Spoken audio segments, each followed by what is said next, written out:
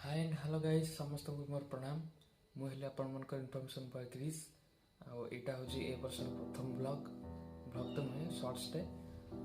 समस्त महाप्रभु पाखे प्रार्थना करी जो समस्त बहुत भलरे ए वर्षटा कटातु किसी भी खराब काम नक कि भल कि पॉजिटिव ट्राए करूँ। फास्ट ऑफ ऑल तो गोटे कथा कहि जे जो मैंने भी माने खालीटारे बसीछ तो से किसी गछ लगातु गछ लगे से दिन को सेलिब्रेट करते केक फेक काटा ये चक्कर आम पड़ानी कारण यहाँ हूँ इंग्रेज मानकर दिन तो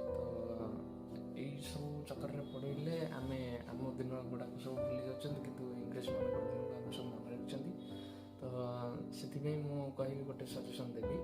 समस्ते टे भलरे वर्षटा को मेंटेन करवा बहुत ही एंजॉय करवा वर्षटा